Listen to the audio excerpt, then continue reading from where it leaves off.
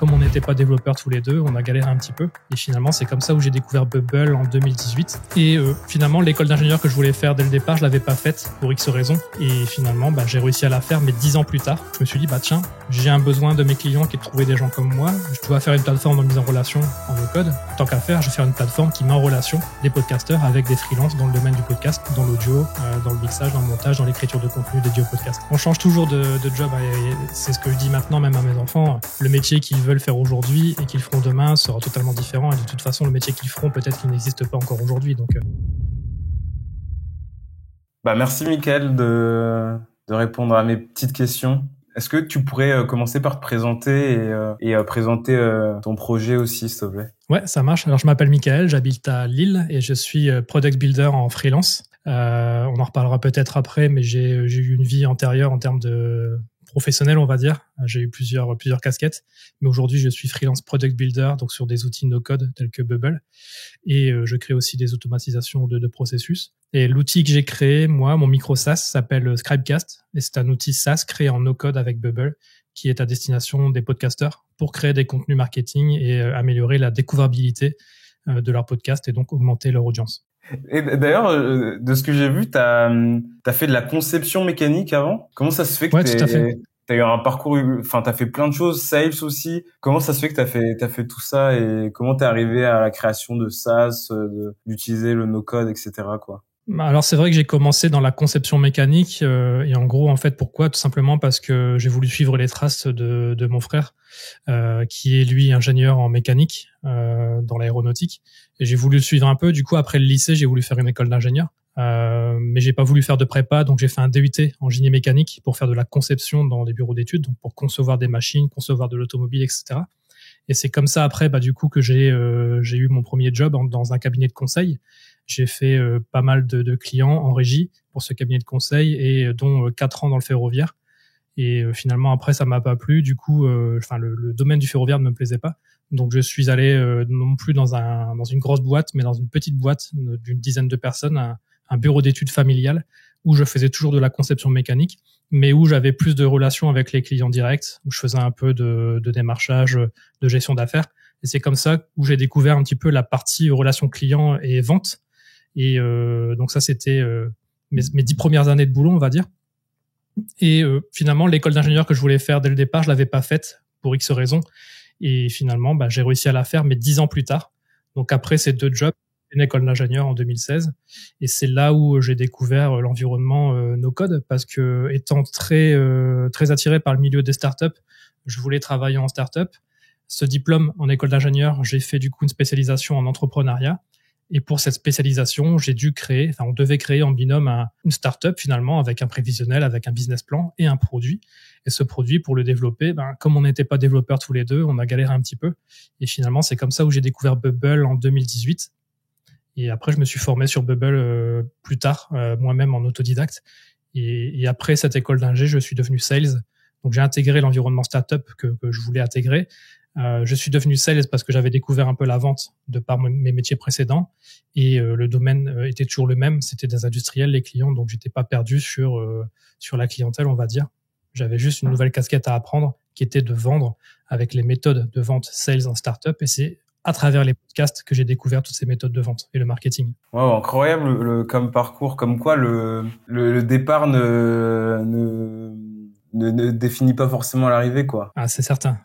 On change toujours de job. Et c'est ce que je dis maintenant même à mes enfants. Le métier qu'ils veulent faire aujourd'hui et qu'ils feront demain sera totalement différent. Et de toute façon, le métier qu'ils feront, peut-être qu'il n'existe pas encore aujourd'hui. Donc, c'est forcément une évolution et ça passe par la formation continue. Et du coup, avant Scribecast, t'avais un premier projet lié au podcast? Ouais, c'est ça. En fait, je me suis formé en autodidacte sur Bubble et quelques temps plus tard, peut-être 1 an plus tard, je me suis formé en bootcamp à Bubble chez Otto. Et sur ce bootcamp qui durait 3 semaines, à la fin, il fallait délivrer une marketplace, donc une plateforme de mise en relation, etc.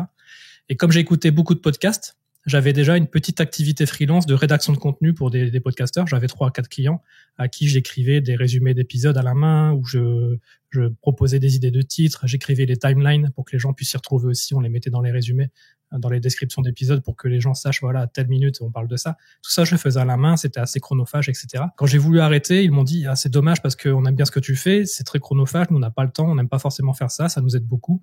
Essaie de nous trouver quelqu'un qui pourrait te remplacer. Moi, je connaissais pas forcément ce milieu-là, je suis tombé dedans par hasard, et donc je me suis dit, tiens, j'ai un besoin de mes clients qui est de trouver des gens comme moi, je dois faire une plateforme de mise en relation en no-code.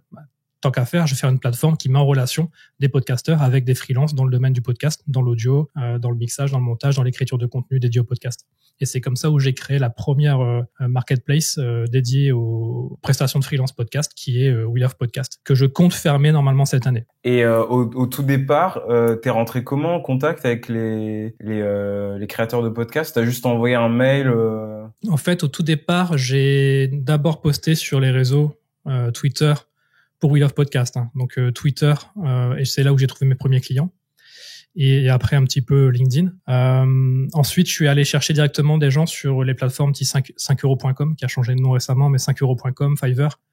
J'ai été chercher des gens qui proposaient ce genre de service. Je les ai contactés et je leur ai dit, moi, j'ai une plateforme qui ne fait que ça, que ce type d'intervention. Et du coup, après, ils ont rejoint la plateforme. Ok. T'as été les chercher à la main, venez vous inscrire.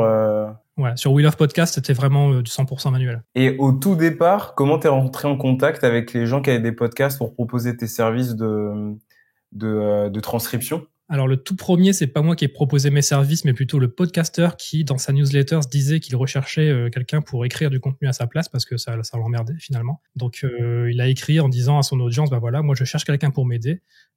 Si vous voulez essayer, postulez ici. Donc, moi, j'ai postulé ou j'ai répondu à l'email, je ne sais plus. Tout de suite, on a accroché. C'était un podcast d'indie maker. Donc, c'est quelque chose qui m'intéressait beaucoup, que j'écoutais. Chaque nouvel épisode, je l'écoutais de toute façon. Donc, je me suis dit, ça serait cool de pouvoir écrire des résumés d'épisodes que de toute façon, j'allais écouter, mais cette fois-ci, en étant payé. Donc, j'ai essayé, on a fait un Notion commun, on a fait un Notion où j'ai posté, l'épisode, les contenus.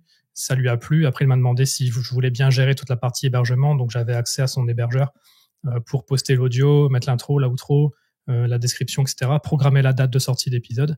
Et c'est moi qui gérais tout ça. Donc, après, j'ai posté un message sur LinkedIn en disant... voilà, je fais ça aujourd'hui pour Martin de chez Indie Makers. Si d'autres personnes sont intéressées, levez la main. Et là, j'ai eu deux podcasts que j'écoutais aussi. L'un dans le no-code de Alexis Kovalenko qui s'appelait, parce que là, il a arrêté celui-ci, à Radio Contournement. Donc, il m'a dit, OK, faut refaire un essai aussi avec toi. Et il y avait le podcast SaaS Connexion de Alex Delivet. Pareil, on a testé comme ça. Donc, j'avais 3-4 clients que j'ai réussi à trouver tout seul. Mais le premier, c'est plutôt, c'est l'opportunité qui s'est créée d'elle-même. Ah, trop bien. L'opportunité qui se crée. Donc, t'y réponds. Et puis, juste un petit message sur LinkedIn. Et hop, t'as 2 autres clients. T'avais beaucoup de followers t'as un gros compte sur LinkedIn à l'époque? Non, pas tellement. Et en plus, ça, c'était sur Twitter, les premiers sur We Love Podcast. C'était vraiment des gens que je suivais comme ça sur ce réseau-là, mais pas trop de followers, non. Ok, trop bien. Et donc, t'as fait We Love Podcast. Et par la suite, comment t'es venue l'idée de faire Scriptcast? Alors, par la suite, en fait, c'est venu aussi avec We Love Podcast quand j'ai interviewé les premiers clients pour savoir si la plateforme marchait bien, qu'est-ce qu'ils pouvaient me conseiller comme amélioration, etc. Certains m'ont dit plusieurs choses. La première, c'était OK, tu nous fais, et certains le font aussi, quasiment de la transcription manuelle, mot pour mot, donc de la prise de notes assez fidèle. Ça prend du temps et du coup, ça coûte cher. On sait qu'il existe des outils de transcription, de speech to text, mais qui marchent plutôt bien en anglais sur des podcasts anglophones, mais en français, il y a rien, ça marche pas, c'est dégueulasse. Essaye de trouver quelque chose. OK. Donc, je mets ça sous le coude et je me renseigne, mais je trouve vraiment rien qui marche à cette époque-là. Et il y en a un aussi qui me disait, nous, on essaie de créer des contenus pour LinkedIn, enfin des contenus autres que juste la rédaction de résumés. On sait qu'il existe un outil, une IA, qui permet de créer des contenus écrits, qui s'appelle GPT-3. Donc, c'était pas encore ChatGPT, c'était vraiment GPT à travers l'API de OpenAI. Mais comme il tournait autour de ce milieu-là, il connaissait l'API. Moi, n'étant pas développeur, je connaissais pas du tout et je savais pas forcément comment l'utiliser, cette API. Donc voilà, j'avais le besoin de clients qui voulaient de la transcription et des besoins de clients qui voulaient de la rédaction de contenu. Et quand j'ai arrêté de me focus sur We Love Podcast pour faire d'autres choses, j'ai eu l'idée de me remettre à cette problématique-là qui était de créer un outil qui leur permettrait d'avoir de la transcription fidèle et de la rédaction de contenu automatisée.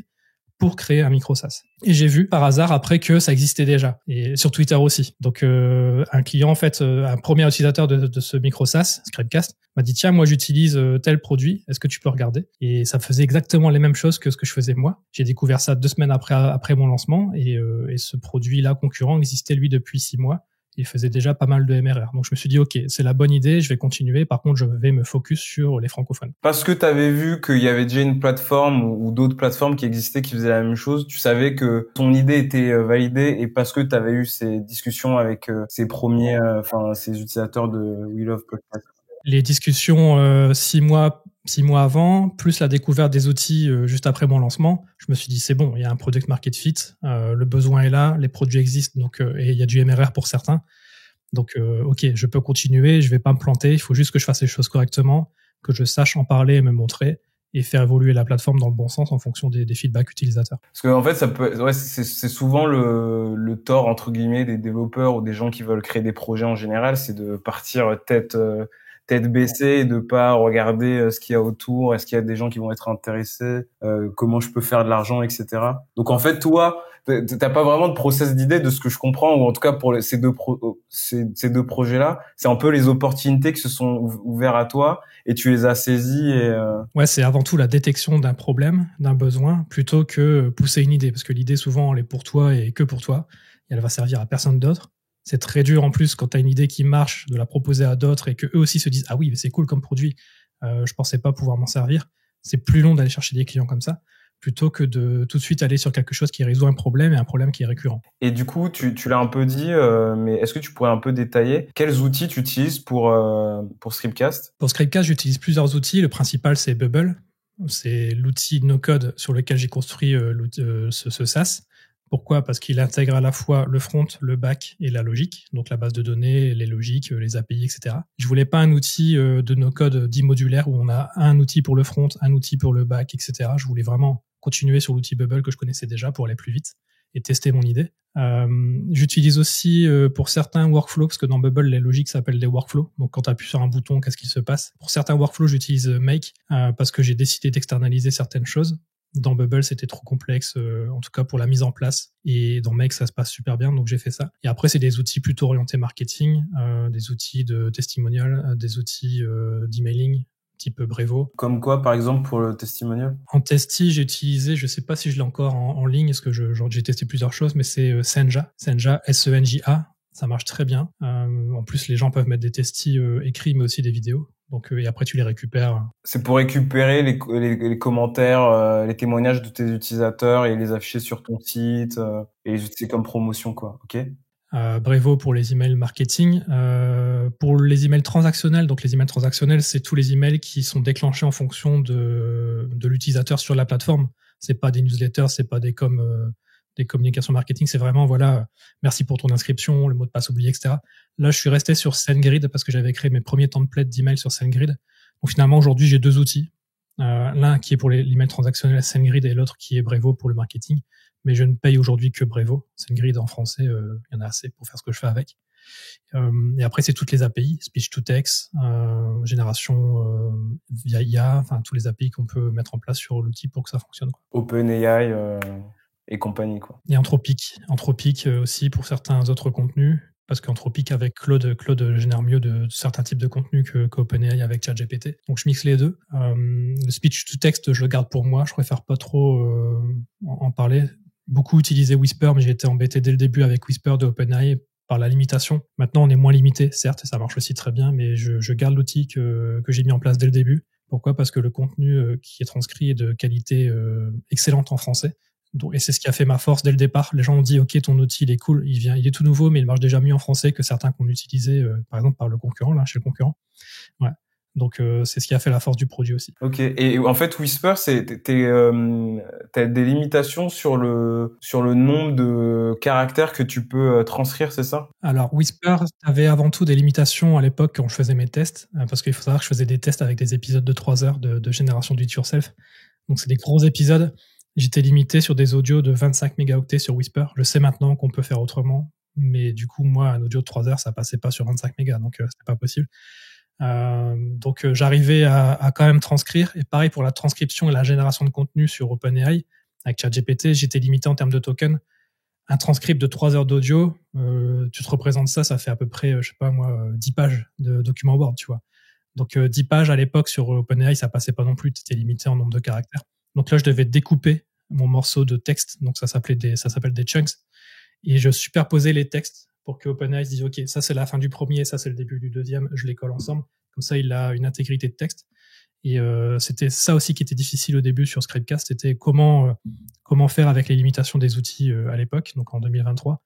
Mais aujourd'hui, voilà, ça passe, quoi. Il y a porte ouverte sur le poids et sur la taille en nombre de tokens des contenus que je peux pousser. Ouais, il y a de plus en plus de possibilités, même des IA open source avec des contextes énormes, ainsi de suite, quoi. Ouais, c'est ça, des contextes, exactement. J'ai pas employé le terme, mais c'est des context windows. Donc, les context windows, pour les gens qui écoutent, c'est le nombre de tokens admissibles dans une requête sur OpenAI.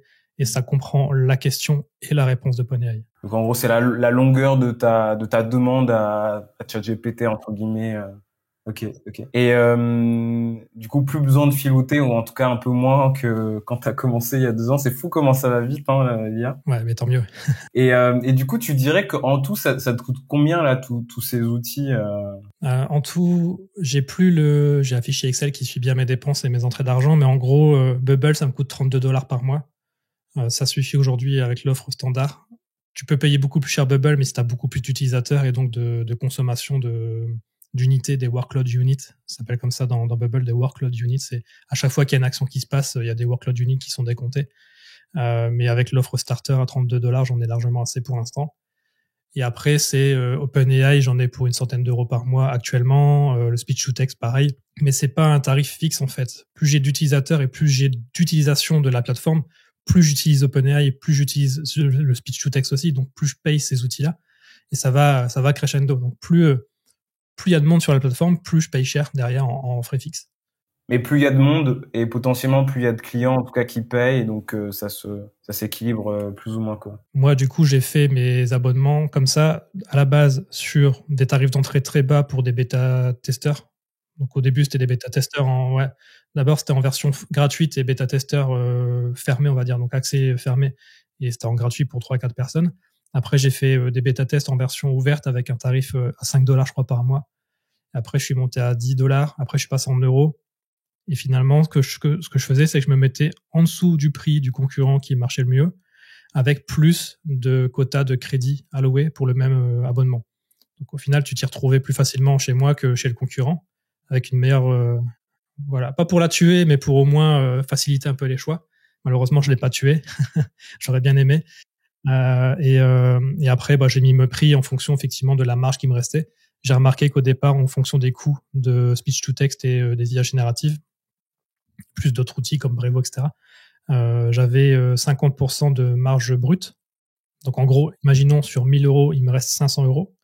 Mais comme je suis en auto-entreprise, sur ces 500 euros, c'est pas là-dessus où je vais payer mes cotisations, c'est sur les 1000. Donc je dois déclarer, on va arrondir, 25% sur 1 000 euros. Donc au final, il me reste pas grand-chose à la fin du mois. Il doit me rester aujourd'hui entre 30 et 40% de marge nette, et que je réinvestis tout de suite de toute façon sur d'autres API, sur d'autres outils. On va dire que voilà, je n'en vis pas. Voilà, je ne vis pas grâce à mon podcast, mais ça me permet de me payer des petits outils sympas à côté quand même, et d'apprendre finalement. Et tu dirais que le chiffre d'affaires aujourd'hui, c'est à peu près combien en gros, si tu veux pas donner de chiffres Aujourd'hui, ce que je peux dire, c'est que je suis à moins de 10K par an. Moins de 10K par an. Ça fait quelques mois que je n'ai pas sorti de nouvelles features. Elles sont dans la roadmap, mais je les ai toujours pas développées parce que j'ai un peu la flemme, parce que j'ai des clients en freelance. Et c'est vrai qu'au fur et à mesure, tu perds un peu ton engouement pour le produit. Au début, ça marche bien, les gens sont contents, donc t'es à fond dedans, c'est nouveau. Et après, tu te lasses un peu. Je suis comme ça, moi, donc je me lasse un peu. C'est vrai que les nouvelles features, je les ai pas sorties. Et je suis pas allé chercher aussi des nouveaux utilisateurs. J'avais mis en place des systèmes d'acquisition automatisés sur LinkedIn, etc., que j'ai pas continué non plus. Donc aujourd'hui, il y a beaucoup moins de trafic qu'il y a 6 mois, et donc forcément beaucoup moins de nouveaux clients. Quelques-uns qui partent parce que, non pas parce que le produit leur plaît pas, mais simplement parce que leur podcast est terminé, parce qu'ils arrêtent l'aventure podcast, parce qu'ils font une pause entre 2 saisons. Des fois, ils reviennent. Tiens, là, j'ai une pop-up, nouvelle souscription, tu vois, donc c'est cool. On se parle, j'ai un nouvel abonné qui vient d'arriver, c'est cool. Voilà, aujourd'hui, malheureusement, j'en ai plus qui partent que de nouveaux qui arrivent. Donc, ce qui fait que j'ai augmenté mes prix aussi à côté en début d'année. Donc, ce qui fait qu'aujourd'hui, le MRR est assez stable depuis quelques mois, mais malheureusement, il ne monte plus, quoi. Après, je suis en train de travailler sur ça avec 2 autres personnes. Pour l'instant, je peux pas trop en parler, dire qui c'est. Mais ces personnes, l'une d'elles est spécialiste dans le SaaS product et l'autre est plutôt orientée growth. Donc, on travaille ensemble sur quelle stratégie adopter pour continuer à faire en sorte que le produit soit connu et fonctionne. Pour augmenter ce MRR-là. Et ça, ils le font de manière gratuite, on va dire. Donc, en gros, ils m'aident, mais eux, s'ils ont un besoin sur du no-code, je pourrais les aider aussi. Donc, c'est donnant-donnant. Et cette stratégie-là qu'ils mettent en place pour moi parce que je sais pas faire ou j'ai pas le temps, si elle fonctionne, elle a pour but demain de les motiver à me rejoindre dans l'aventure et qu'on puisse passer d'un micro SaaS fait par un auto-entrepreneur par un vrai produit avec une société et on serait à 3 associés sur le produit. Ok. Et ces gens, tu les as rencontrés sur LinkedIn, sur Twitter encore? Ouais, non, sur LinkedIn, ouais. Trop cool. La puissance des réseaux, toujours. Ah, c'est ça. Montrer ce que tu fais et en parler, et forcément, à force, il y a bien des opportunités qui vont venir. J'ai l'impression que ça, c'était un peu le fil conducteur de ta vie pro et d'entrepreneur, quoi. C'est fou, et c'est ça, ça marche. Je le vois là depuis depuis mi-octobre, début novembre. Là, on est le 22 janvier. On enregistre le 22 janvier pour donner un aperçu à ceux qui verront la vidéo. Depuis octobre, je ne fais quasiment plus rien sur les réseaux et je le ressens, mais de ouf, que ça soit pour mon perso ou pour Scriptcast, ça se voit direct. Et dès que je reposte, dès que je mets en place des choses, des use cases clients que je peux montrer, etc., bah, les gens viennent me voir en MP en disant, bah, tiens, j'ai un besoin similaire, est-ce que tu peux bosser pour moi? Ou alors, tiens, j'ai découvert ton produit, est-ce que tu peux me faire une démo? Mais c'est vrai que si tu ne pousses pas toi-même les choses sur LinkedIn, bah, y a rien qui rentre. Sauf si tu fais du cold emailing, de l'outreach automatisé, bien sûr. Mais encore faut-il avoir des sources de données, donc des emails de podcasteurs. Mais dans tous les cas, ça part du fait que tu as décidé d'agir et de te bouger les fesses, entre guillemets, et de faire des choses, quoi. Ouais, c'est pas magique, hein. Si tu fais rien, il n'y a pas de retour, c'est sûr. Ouais, c'est un bon, entre guillemets, message d'espoir et un bon élément de motivation pour les gens, je trouve, et pour moi, faut parler de ce qu'on fait, quoi, tout simplement. Clairement, il y a pas de secret, c'est ça. Ouais. Et du coup, si on revient un peu plus dans le passé, c'était quoi tes stratégies pour promouvoir Scriptcast au début? Par rapport à We Love Podcast où je ne faisais rien d'extraordinaire, j'allais chercher les gens à la main sur 5 € ou alors je postais 2-3 trucs sur Twitter. Là, je me suis dit, je vais pas faire la même erreur. C'est un produit auquel je crois, je vais essayer de le pousser pour que ça marche. Donc ce que j'ai fait, c'est aller chercher des podcasteurs à la main, mais de leur envoyer un message semi-automatisé parce que leurs emails, j'ai réussi à trouver des sources de données avec des emails ou alors même aller les trouver moi-même. En étant un petit peu curieux, tu peux trouver des emails. Donc je les adressais comme ça, d'abord à la main. Donc j'envoyais les mails à la main. Sur LinkedIn, pareil, j'envoyais des messages à la main. J'invitais masse de gens dans le milieu du podcast et je leur envoyais des messages manuellement. J'ai vu que ça mordait un peu, du coup après j'ai automatisé ça avec la Growth Machine. Donc je faisais de l'outreach, DM LinkedIn plus email. Ça a marché aussi. C'est un outil d'automatisation. Ouais, ça va lancer une visite de profil, une invitation à une connexion de 3 ou alors un message direct à une connexion numéro 1. Après, ça envoie des DM, ça envoie du mail, ça peut faire plein de choses. Donc ça, super outil, très cool.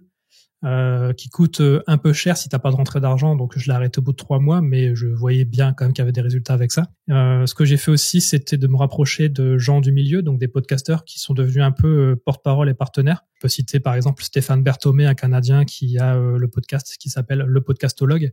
Donc c'est un podcast qui parle de podcasts à des podcasteurs, donc c'était top. Comme on a bien fité ensemble, il a essayé le produit, il a adoré, et il en parlait, on a fait un petit partenariat, il en parlait en intro de ses épisodes, en disant voilà, notre partenaire Scriptcast, Michael, et etc. Donc ça permet de faire connaître le produit. Et j'ai aussi eu des relations avec Philippe Chapeau, le rédacteur en chef du magazine Podcast Magazine, qui est bien connu en France, et où lui aussi il a testé le produit, il a aimé, et il a même fait un article dans le magazine où il parlait de mon outil en comparaison de celui qui était le concurrent principal à l'époque. Et j'en suis sorti gagnant. Donc sur différents points, mais à la conclusion, c'était que le mien était mieux. C'est plus le cas maintenant, je vais pas me le cacher, je suis transparent. Le sien, il a continué d'évoluer à ce concurrent, et il est très bien aussi, j'adore. Sauf peut-être en français que les résultats sont un peu moins bons, mais c'est un très bon outil aussi. Et ce que j'ai fait aussi, c'est différents types de partenariats comme l'affiliation. Donc si tu pousses des liens à tes contacts et que ces contacts viennent s'inscrire sur Scriptcast, c'est détecté et là tu touches une commission. Ça a fonctionné un temps, mais après l'outil que j'utilisais pour faire l'affiliation était un peu casse-gueule et du coup ne marchait plus. Ça ne captait pas tous les nouveaux entrants. Donc j'ai fait un outil maison là, sur Airtable et Make pour créer un code promo. Donc tu t'inscris, tu as sur Scriptcast une page demande d'inscription parrainage. Tu t'inscris, ça te renvoie un email avec un code promo que tu peux diffuser. Et là, par contre, je traque tout moi-même à la main. J'utilise plus d'outils externes. C'est moi-même qui fais un outil custom avec Make et Airtable.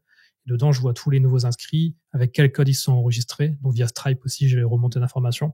Et je peux dire, OK, telle personne, ce mois-ci, elle a fait autant de ventes, par exemple. C'était long à faire ça ou? Non, parce que comme c'est mon métier de product builder, Make et Airtable, c'est des outils que j'utilise tous les jours aussi. Donc, je connais très bien l'API de Stripe. Donc, j'ai connecté les trois ensemble. Dès que j'ai un code promo qui est utilisé, je le détecte. Je fais le lien avec Airtable dans ma base de données. Je vois si ça appartient à quelqu'un.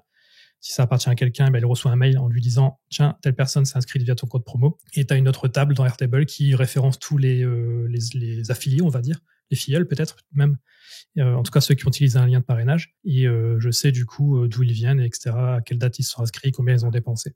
Et l'affiliation, c'est un truc qui t'est venu dès le départ parce que tu t'es dit « Ok, c'est un petit milieu où tu l'as développé au fur et à mesure ». Enfin, t'as fini à ça au fur et à mesure. Je pense qu'on me l'avait demandé, en fait. C'est les gens qui me l'ont demandé, finalement, quelques mois après la sortie de la V1. Et je me suis dit, bon, c'est vrai qu'il faut que je fasse quelque chose. Et pour aller vite, j'ai pris un outil gratuit d'affiliation. Parce que sinon, tu as des outils qui marchent bien, mais qui coûtent vite 30-40 euros par mois. Et je voulais pas forcément payer au départ. Et après, j'en suis venu à faire mon propre outil maison. Bah, ça fait une bonne transition pour ma prochaine question. Comment t'as géré depuis le début les retours de tes clients? Parce que ça, je sais que c'est un sujet un peu qui peut être un peu compliqué parce qu'on a nos propres envies, nos clients ont des envies, parfois il faut pas suivre tout ce que disent les clients parce que tout n'est pas bon, etc. Donc j'aimerais bien que tu nous expliques, ouais, s'il te plaît. Tout au début, les premiers utilisateurs, je leur envoyais un email ou un chat sur LinkedIn par exemple en leur disant bah voilà, tu utilises le produit depuis quelques semaines, est-ce que tu voudrais bien en discuter avec moi pour me dire ce que tu en penses et me donner ton retour pour que je puisse améliorer le produit. Donc les gens aiment bien faire ça en général, ils disent ok, on en parle. Et après, ce que j'ai fait, c'est que j'ai très vite mis aussi l'outil Crisp en ligne. Crisp, c'est un outil avant tout de support, voilà, un chat de support.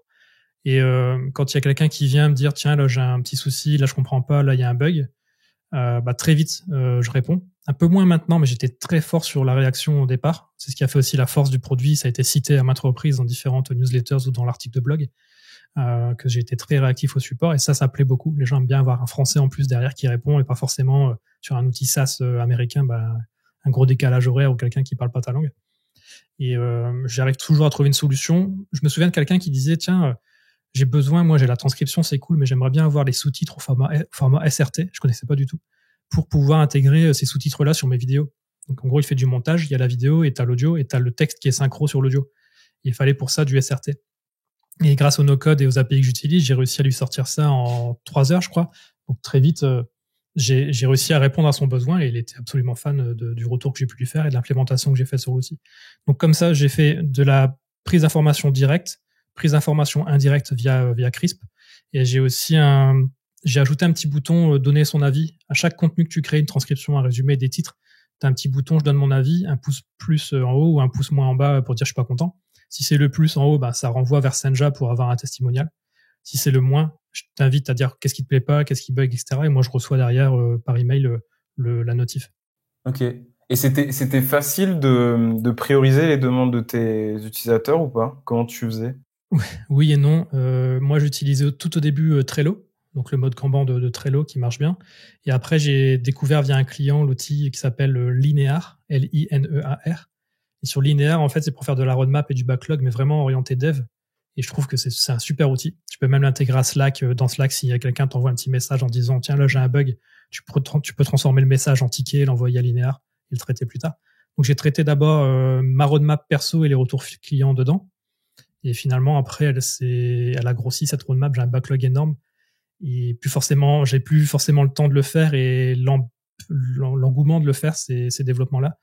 Malgré tout, il y en a des beaux développements qui devraient être prévus. J'ai des gros clients qui m'ont demandé des choses et comme la création d'une API, comme la création d'une interface collaborateur pour inviter des collaborateurs de ta boîte, comme la création d'une interface pour gérer les invités. Donc en amont de faire la post-production de ton épisode pour créer des contenus, tu pourrais gérer tous tes invités dans Scriptcast, trouver des infos sur les invités, créer des scripts, etc. Leur envoyer des relances la veille d'un épisode à enregistrer pour leur dire tiens, oublie pas, c'est demain telle heure. Et tout ça, c'est presque prêt parce que je les ai développés en mode R&D. Ça tourne, certains sur Make en total, c'est vraiment détaché de Scriptcast et c'est sur Make et ça tourne. D'autres sont intégrés mais visibles que par moi en admin. D'autres sont accessibles en bêta-testeur. Voilà, il y a plein de trucs comme ça. c'est vrai que maintenant, il faudrait que j'arrive à mettre tout ça dedans, à faire un gros et bel outil, une suite. C'est pour ça que j'ai appelé Scriptcast Studio. Maintenant, mon email est le site.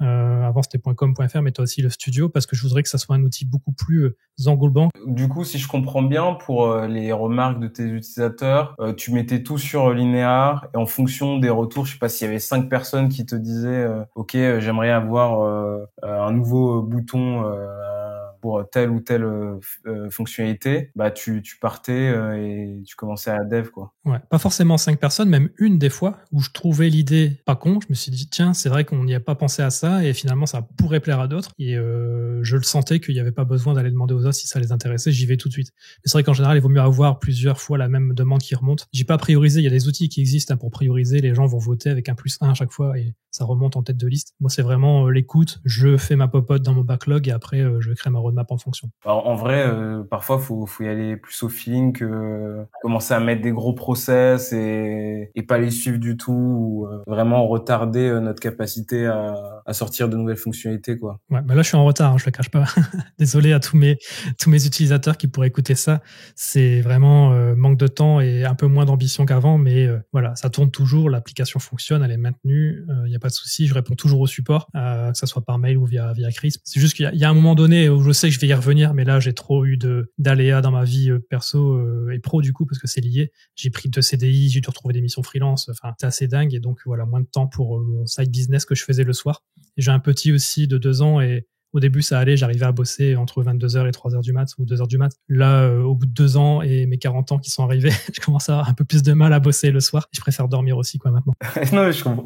En vrai, c'est compréhensible, mais ouais, faut du courage, quoi, pour créer une plateforme comme ça sur le côté, en plus d'un CDI ou d'une activité de freelance. En fait, ça passe forcément par manger un peu sur le soir ou le matin, juste après le travail ou après les activités familiales, quoi. C'est ça. Après Netflix. Non, ce que j'aime bien, tout le monde dit ouais, si tu regardes Netflix, enfin, quand t'es entrepreneur, faut pas regarder Netflix, faut lire un livre ou il faut bosser. Moi, j'aime bien tout faire. J'aime bien aussi me détendre en famille, regarder un film avec ma femme ou une série, parce qu'on aime bien les séries aussi. Et c'est seulement quand on va se coucher que moi je me disais bah tiens, finalement non, je vais encore bosser quelques heures. C'est tout. Ouais, mais c'est sûr qu'en vrai, si ton esprit n'est pas clair, si t'as pas eu ton moment de divertissement et tout, c'est dur de continuer à travailler. D'ailleurs, j'ai vu qu'il y a 2 mois, tu as essayé de vendre Scriptcast. Est-ce que tu peux nous en parler un peu? Ouais, alors essayer de vendre, c'est bien un grand mot. En fait, j'ai voulu voir ce que ça pourrait donner, une potentielle vente. Donc, je sais qu'il existe des plateformes de mise en vente de SaaS, mais aussi des plateformes plus particulièrement orientées outils SaaS en no-code. Donc, je me suis dit, tiens, je vais essayer de mettre mon produit sur une plateforme. J'en ai pas fait 2, 3, je n'ai fait vraiment qu'une. C'est Micron, je crois. Et tout de suite, il y a eu des gens, j'ai vu, parce que dans Micron, tu as un système de watchlist. J'ai vu que Scriptcast était ajouté dans la watchlist de certaines personnes. Et il y a eu 3-4 personnes qui m'ont envoyé des messages en direct pour me poser des questions, dont une qui était tout de suite très intéressée et qui m'a dit tiens, bah faudrait qu'on se fasse un call. Donc on s'est parlé et il m'a dit d'accord. Après réflexion, il a réfléchi une semaine. Moi je proposais je crois 22 500 € à ce moment-là par rapport au MRR que je faisais, ça c'était pas déconnant. En fait, c'est un multiple en général qu'on applique sur le revenu mensuel et ça dépend des SaaS, des secteurs, etc. Et ça te donne un chiffre de vente à peu près global, quoi. Okay. Plus aussi, normalement, tu dois prendre en compte l'attraction, le churn, tout ça. Mais moi, j'ai fait un truc simple. J'ai fait un 3,2 sur le MRR ou l'ARR. Donc, j'étais à, je sais plus, 7000 par an. Et j'ai dit, bah tiens, je vais faire x 3,2. Je suis arrivé à 22,5, un truc dans le genre là. Et le mec m'a dit, moi, je suis intéressé. Ton produit, je sais qu'il marche et qu'il pourrait marcher mieux. Je te propose non pas de racheter le produit tel quel parce que je ne saurais quoi en faire. Moi, il me faut quelqu'un encore pour m'aider sur le développement. Donc, je te propose de racheter en gros des parts. Il me laissait 20% des parts. Mais il me donnait 10 000 € upfront, donc tout de suite pour moi dans ma poche. Il m'accordait une enveloppe de 5 000 pour que moi je bosse en tant que freelance sur le produit pour continuer à développer des features intéressantes qu'il avait déjà ciblées. 5 000 par mois ou... Non, 5 000, une enveloppe de 5K pour développer 3-4 trucs en plus en tant que freelance sur le produit. Donc il venait s'ajouter aux 10 000 qu'il me donnerait upfront si on faisait l'affaire. Et après lui, il mettait de sa poche, je sais plus combien, mais plusieurs dizaines de milliers d'euros de sa poche pour faire du marketing d'influence sur LinkedIn, sur Insta, du cold email, mais en masse avec plusieurs milliers d'emails à la clé, et ça tourne tout seul. Donc, il avait plusieurs serveurs, plusieurs domaines, etc. Donc, ouais, c'est un pro, il fait que ça. En fait, il s'amuse à prendre des petits produits et à les pousser. Et le but, c'était de revendre 1 an plus tard. Et en gros, on pouvait faire x10 sur le prix de vente que j'annonçais ce jour-là. Il me dit dans 1 an, si on pousse tout et que ça fonctionne comme prévu, Normalement, voilà, c'est un x10. Et donc, tu récupérerais 20% de ce montant-là à la fin, au bout d'un an. Mais le truc, c'est que ce gars, en fait, il se disait expert dans ce domaine, il faisait que ça. Mais sur Twitter, je trouvais rien sur lui. Sur LinkedIn, très peu de choses. Le gars, il était aux Pays-Bas et là, il était en voyage, il me parlait, il était à Bali, je crois. C'est anglophone, donc c'est des difficultés aussi pour moi de parler avec quelqu'un en anglais, même si ça va quand même, mais c'est pas mon fort non plus. Je me suis dit, tiens, on a du mal à se capter vu le décalage horaire, j'ai du mal à discuter avec toi parce que je parle pas très bien anglais non plus. Ce qu'on va faire, c'est qu'on va se faire un document commun où dedans, je vais pouvoir y mettre tous mes ressources, toutes mes questions, etc. Et finalement, les questions, il a jamais vraiment répondu et été transparent avec moi sur ça. Et ça, j'ai eu du mal, tu vois. Et donc, je me suis dit, bon, t'as l'air bien, mais on va pas le faire, quoi. Pour moi, c'était juste un test, voir est-ce que des gens seraient intéressés pour racheter. J'avais pas cette ambition de vendre. Là, l'occasion se présentait, donc what else, pourquoi pas. Mais je me suis dit non, finalement, on en reste comme ça. Moi, je continue mon aventure et puis voilà. Mais au moins, t'as vu que ça pouvait être une étape suivante de ce projet, quoi. Ouais, c'est ça. Et le but, c'était de pousser pour vendre plus cher, parce que le concurrent que je cite depuis tout à l'heure, lui, il a ce que je gagne en un an, lui, il le fait en un mois. Donc c'est même plus.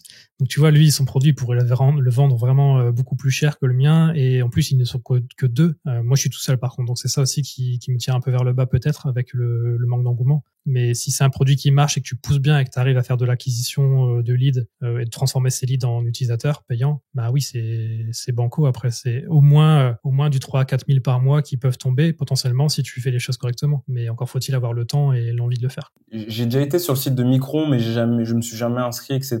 Ils ont tout un process ou pas de vente, des conseils, etc. ou De mémoire, parce que ça remonte quand même à il y a quelques mois, de mémoire, je pense qu'ils te posent des questions bidons sur le type de produit, le secteur d'activité, le nombre de clients que tu as, le churn, ton MRR, etc. Et je crois même qu'ils te font une estimation déjà. J'en suis plus sûr, mais je crois qu'il y avait une estimation et qu'elle était très proche de ce que moi j'avais en tête. Mais au moins, tu as ces questions-là. Voilà, c'est quoi ton produit, qu'est-ce qu'il fait, c'est quoi le lien, il faut que tu en parles un peu, tu mettes une description, il faut que tu crées une page de vente en fait et que tu mettes un peu des chiffres justement pour renseigner les potentiels acheteurs sur ton business. Et il y a pas de, est-ce qu'ils ont un process pour encadrer la vente ou après c'est, en fait, le vendeur et l'acheteur se parlent et ils se mettent d'accord et... De mémoire, il y a aussi un process, donc tu peux signer des due diligence, donc c'est un contrat en fait qui te lie avec l'acheteur et puis qui dit voilà qui a quoi. Mais derrière, tu peux passer par une société, enfin une plateforme qui s'appelle Escrow, E-S-C-R-O-W. Alors ça porte mal son nom parce qu'en français escroc, t'as pas envie d'y aller dessus, tu vois. Mais ça se finalise sur escroc, c'est là-dessus où tu vas faire ta vente. Eux, je pense qu'ils prenaient juste Micron de mémoire. Je crois qu'ils prenaient un pourcentage sur la vente, ou alors c'est le client qui doit payer un abonnement pour accéder aux ventes de ça sur la plateforme. Il se rémunère comme ça. Et sur escroc, après, tu fais le deal. Malheureusement, moi, j'avais un pote aussi qui est indie hacker qui avait vendu son business sur escroc et il avait du mal à se faire payer parce que il était sur une néobanque. Alors, je ne sais plus laquelle, N26, Conto, Revolut, j'en sais rien. Mais du coup, Escroc ne voulait pas virer les fonds de l'acheteur au vendeur parce qu'il était sur une néobanque. Il fallait qu'il y ait une banque avec pignon sur rue, etc. Mais a priori, ça c'est réglé maintenant, il n'y a plus ce genre d'histoire-là. Mais ça m'a refroidi aussi un petit peu. Et en plus, moi, je suis en auto-entreprise, j'ai pas de société dans laquelle je peux vendre des parts, des fonds. Enfin, c'est compliqué. Qu'est-ce que je vends? Moi, je vends le site, je vends le domaine, je vends une adresse IP, c'est tout. Donc, passer par tout ce genre de business-là pour faire juste une vente d'un petit produit que tu as créé dans ton garage... Mais c'est voilà, ça fait beaucoup de choses quand même pour un petit truc. Je préférais le vendre de manière directe à un Français. On se met d'accord sur des termes. Je lui fais une facture ou il me fait un virement. Je sais pas comment ça marche, mais au moins après, une fois que je suis payé, je lui remets tout package et puis il se débrouille avec la plateforme. Si jamais ça devrait se faire un jour. Et donc tu t'exclus pas de revendre un jour et de passer à un autre projet, j'imagine. Ouais, soit quelqu'un me fait une belle offre intéressée, il voudrait reprendre le produit, on tombe sur une belle offre et je suis toujours en autre entreprise et on se met d'accord et on fait ce qu'on vient de dire. Soit on arrive, comme je te disais tout à l'heure, avec les deux autres personnes à pousser le produit pour que ça redémarre et pour que ça scale un peu. Et dans ce cas-là, si ça scale, ils me rejoignent et là on crée une société pour que chacun ait des parts. Ok. Donc ça, c'est le futur pour Scriptcast. Ouais, alors c'est ce qui se trame en ce moment, mais est-ce qu'on va y arriver? Je ne sais pas du tout. Hein, donc parce que ok, il m'aide, mais il faut que tout le monde soit. C'est pas un coup de baguette magique. Il faut tout le monde doit bosser. S'il n'y a pas une vraie strat marketing, growth, etc., ça ne marchera pas, c'est certain. Donc on verra ce que ça donne. Pour l'instant, on n'est qu'au début de ces discussions et de cette strat, et on verra peut-être l'année prochaine s'il y a eu du mouvement. En tout cas, j'imagine, t'as dû apprendre tellement de choses depuis le début, quoi. Ouais, bah, de manière générale, de toute façon, même quand j'étais salarié, et ça, c'est ce qu'aimait mon patron à l'époque, c'est que j'étais toujours intéressé pour apprendre des nouvelles choses, que ce soit en marketing, en sales, en no-code, donc en développement produit, product management, etc. Je suis toujours intéressé pour apprendre des nouvelles choses. C'est ce qui fait qu'aujourd'hui, même avant ça, j'ai fait du dropshipping, tu vois, pour comment faire un business, comment créer une société, enfin, une autre entreprise, comment tu t'inscris, comment tu as ton numéro de TVA, comment tu déclares tes ventes à la douane. J'ai fait du dropshipping pour ça, pas pour me faire de l'argent. Je vendais des affiches que j'allais choper sur AliExpress, je les affichais sur mon site, c'est un WooCommerce, donc avec WordPress, et je les vendais finalement, peut-être une affiche qui me coûtait 8 euros, je la vendais 35 euros, je crois. Mais avec les frais de douane, les taxes, les trucs que tu dois payer, j'avais finalement pas beaucoup de marge au final. Et je faisais très peu de ventes aussi, vu que je poussais pas le produit à fond. Mais ça m'a appris à faire un site e-commerce, à faire du marketing, à faire de l'hébergement, à faire plein de choses, tu vois, que je connaissais pas. Faire de la compta, ta marge brute, ta marge de net, ton URSSAF, tes impôts. Et c'est comme ça que j'ai mis le pied dans l'entrepreneuriat, si on peut appeler ça comme ça, en tout cas dans le business en ligne. Et j'ai continué, même en étant salarié après, à apprendre. Donc d'où la marketplace, d'où ce SaaS, mais je continue, quoi. Trop cool. Et ça serait quoi les conseils que tu donnerais à quelqu'un qui veut créer son SaaS comme toi? Bah, déjà, s'il a pas de compétences, il faut absolument aller sur du no-code, parce qu'aujourd'hui, on le voit avec mon produit, c'est faisable en no-code. Il faut pas forcément savoir coder. Et si tu ne sais pas par quoi commencer en no-code, ou si tu n'as pas des bases, tout simplement, aller te former. D'abord, regarder les vidéos sur YouTube. Si tu tapes Bubble dans YouTube, tu as plein de chaînes maintenant qui sont très bien faites avec plein de choses. Donc, tu peux voir le potentiel de l'outil et ce que tu peux en faire. Et après, il faut te former. Moi, j'ai commencé avec des formations en ligne sur Udemy à 20 euros. Après, j'ai acheté des formations à 500 euros. Puis un bootcamp à, je sais plus, 1000 ou 2000 euros, je ne sais plus. Mais au fur et à mesure, tu vois, j'ai monté les échelons. Et cet argent qui est investi, tu l'investis en toi. C'est pas de la perte. Certes, il faut l'avoir. C'est pas donné à tout le monde de pouvoir se former. Moi, je l'avais fait avec le CPF sur le bootcamp, heureusement. Non, c'est pas le bootcamp, mais sur la formation e-commerce. C'était avec du CPF, je crois. Et le bootcamp, c'est en fonds propres. Et voilà, donc continuer à se former, ne pas avoir peur d'essayer, surtout ça aussi, essayer, tester, parler de ça autour de soi. Et puis après, soit tu prends goût et tu continues, soit ça te plaît pas et t'arrêtes, quoi. Donc continuer d'apprendre un maximum, de tester et de voir ce que la vie réserve, quoi. C'est ça. Et quel que soit le domaine, moi je le dis, il faut toujours être curieux. Je crois même que entre parenthèses sur mon LinkedIn, c'est écrit Michael Bourgois, entre parenthèses, The Curieux, c'est ma petite baseline à côté. C'était même le surnom qu'on me donnait en école d'ingé, c'était la fouine, parce que j'allais fouiner à chaque fois. J'étais un fouineur, tu vois, j'allais chercher, gratter des trucs, continuer à apprendre, à se former, à être curieux, quel que soit le domaine. Pas que pour créer un produit, c'est vraiment bon dans tous les domaines, et c'est comme ça après que tu peux rester au moins dans les choses courantes, quoi, dans les IA, etc. Si tu te formes pas à ça, t'es très vite dépassé. Moi, tout de suite, j'ai pris le pli de me former à l'IA aussi, en plus du no-code, et c'est comme ça aujourd'hui que je peux répondre à des demandes clients, parce que j'ai déjà testé. Tiens, j'étais curieux, je vais tester, j'ai créé un truc, je me suis cassé les dents, voilà, peut-être je me suis cassé les dents, mais au moins j'ai appris.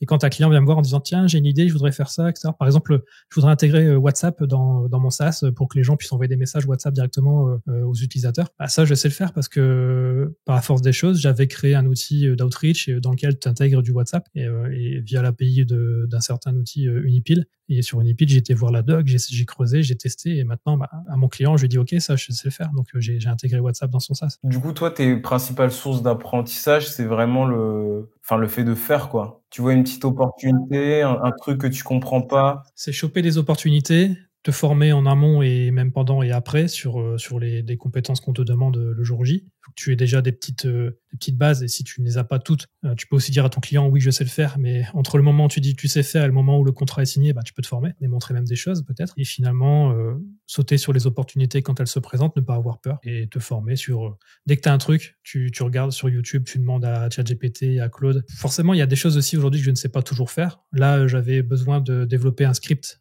pour Airtable pour automatiser une certaine tâche. Je me suis servi de Claude, je lui ai détaillé tout mon projet, mon besoin, et Claude m'a sorti un script et le script fonctionne, quoi. Donc voilà, faut vraiment en tester et mettre les mains dans le cambouis, et au bout d'un moment, on récolte les fruits, on va dire. Et d'ailleurs, LinkedIn, Scriptcast, t'a permis d'avoir des clients en freelance ou pas? Je ne sais plus. Ce qui est certain, c'est que pour plusieurs, j'ai montré Scriptcast, c'est sûr, en tant qu'outil que je savais faire, que j'ai fait pour moi, donc ça fait partie de mon portfolio. Ah oui, ça a rassuré tes clients en freelance de savoir que t'avais fait ça.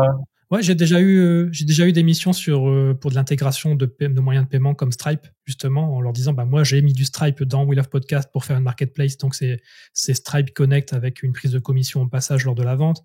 J'ai utilisé Stripe pour faire des abonnements dans mon SaaS. Donc, je sais gérer les abonnements, les pages, les grilles tarifaires, etc. Donc aussi, ouais, ça fait partie du portfolio de mes branches de compétences et c'est ce qui me permet aussi de trouver des nouveaux clients, des nouvelles missions. Ok, trop cool. Je sais pas si t'as un mot de la fin. Le mot de la fin, c'est merci pour l'invitation et hâte de voir cette vidéo et les prochaines vidéos sur ta chaîne. J'en ai déjà regardé quelques-unes sur les vidéos existantes. Et vraiment, le mot de la fin qui est destiné à tout le monde, là, c'est, je le redis, formez-vous, essayez, testez, et qui sait, peut-être que ça peut marcher. Trop cool. Et on peut te retrouver où sur LinkedIn si on a des idées, des opportunités pour toi, LinkedIn? Sur LinkedIn, ouais, Michael Bourgois, et je suis là, je réponds assez vite sur LinkedIn. Ok, merci beaucoup. À la prochaine, Michael. Ciao. Ciao.